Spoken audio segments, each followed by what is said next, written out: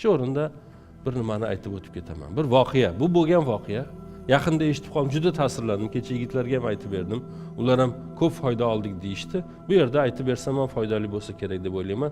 Chunki bu yerda ham uylanmaganlar juda kam bo'lsa kerak, lekin ukalarimiz orasida bor. Qiz chiqaradiganlar, o'g'il uylantiradiganlar ko'pda endi baribir bu yerda. Bir kuni deydi, uylandim deydi. Biri. Uylandim. Meni ota-onam chet elga ketdi. Biz kelin bilan qoldik. Kelinda ota-onasi biz yashayotgan shaharda. Ozgina qarzimiz bor edi, u bahona bo'ldi, bu bahona bo'ldi. Xotinim bilan o'rtamizda nima chiqdi? Tortishuv chiqib qoldi. Men A dedim, u B dedi, men V dedim, u G dedi. Shunday qilib urushib qoldik. Men aytdimki, "Ya sen qanaqa xotinsan? Sen hurmatim yo'qmi? U yo'qmi? Bu yo'qmi?" Janjal bo'ldi. U dedi, u men dedim bu. Oxir aytdiki, "Ketaman" dedi. Men aytdim, "Tur yo'qol." Shuning uchun inson bir narsa gapirayotganda darrov o'ylash kerak. Shuni javobi, ishdan ketaman desa, bor ketaver desa, ishdan ketaman deb baqirayotgan odam rostdan ketkazorsa nima bo'ladi deb o'ylash kerak-da oldin. Hozirda o'zini ketaman desa, bor ketaver desa nima bo'ladi? Ketish kerak bo'ladi. Keyin ketish kerak bo'ladi. Yo'q, hazillashib aytdim deyolmaydi. U kelin ham uyga otamga ketaman desa, bu ham tur yo'qoldi degan. Bor ket degan. Aytadi, orada qish payti qor yog'yapti, oradan ozgina vaqt o'tgandan keyin qo'ng'iroq bo'ldi. Qaynonam qo'ng'iroq qilyapti. Bolam siz falonchimiz? Ha, falonchiman. Sog'misiz, salomatmisiz? Ha.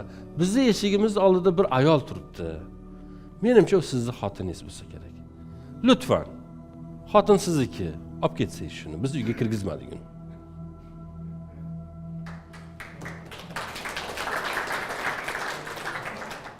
Bordim mashinada qor. Qizi borlarga hozir yoqmayapti bu gap. Mening o'zimga ham yoqmadi boshida. Qor. Kuyov aytadi, eshikni ochdim, chopib kirdi. Sovqatga uyga olib keldim. Kirib ketdi xonasiga, o'tirdim, yana telefon bo'ldi. Bu safar qaynotam. O'g'lim yaxshimisiz, sog'misiz? Ha. Endi urushib qolish bo'ladi. Biz ham ko'p bo'lgan yoshligimizda. Qorningiz och bo'lgan bo'lsa kerak. Urushib qolganda kelinlar odatda ovqat tayyorlab bermaydi. O'shaning uchun keling biznikiga. Birga taomlanamiz. Men yana mashinga o'tirdim, yana qaynotamning uyiga bordim. Qaynonam dasturxon yozdi, o'tirdik va kechki ovqatni yedik. Kechki ovqatdan keyin shirinlik keldi, undan keyin qahva keldi. Bilib turibman nimadir bo'lishini, ammo kutyapman. Bo'ldik hammasi. Va aytdi, "O'g'lim, endi men sizga bir ikkita, uchta savolim bor" dedi qaynotam. "So'rang" dedim. "Qizim sha'ningizga tegadigan biror ish qildimi? Oilangizning nomusini saqlamagan joyi bo'ldimi? Shunaqa bo'ldimi?" "Yo'q, astag'firulloh, nima bo'lmadi." Tamom. "Uyingizga begona odamni kirgizdimi sizdan so'ramasdan?" "Yo'q, unaqa bo'lmadi, unaqa bo'lmadi." "Sizning molingizni behudaga sarflagan joy bo'ldimi?" "Yo'q, unaqa ham bo'lmadi." "Menga qarab olam" debdi. "Agar unaqa bo'lgan bo'lsa, erkak bo'lasan-da, xotiningga chiqasan, tamommi?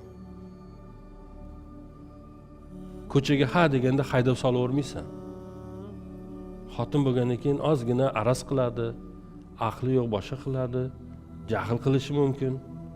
Nomusingga tegmagan bo'lsa, molingni behuda ketkizgan bo'lmasa, uyingga xiyonat qilgan bo'lmasa, boshqa bir shaklda sen uni ko'chaga hayda olmaysan" degan ekan. Bugun aytadi, 27 yildan beri turmush qildik. Har doim uyda bir to'polon chiqqanda shu 3 ta narsani so'radim o'zimdan. Shu uchovini qildimmi, qilmadim? Yo'q, qilmadim. Tamom. Inson ya xato qiladi. Tuzni ko'proq solib qo'yishi mumkin. Kiyimni dazmol qilmasligi mumkin. Dazmol qilishni bilmasligi ham mumkin. Balki go'zalmasdir. Inson go'zal bo'lmasligi ham mumkin. Hamma go'zal bo'lishi shart deyilgan emas. Bu hayotda go'zal bo'lmagan odamlar ham bor, lekin ularning qalbida go'zallik bo'lishi mumkin. kecha oldik, bugun ko'zimizga yoqmaydi, tuz solsa ham janjaldan boshlanadi otasinikiga. 3 ta narsa. Bu 3 ta narsani har doim so'rashga majbur qilamiz o'g'illarimizni.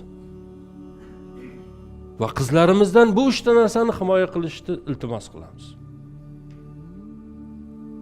Shunda go'zal bo'ladi.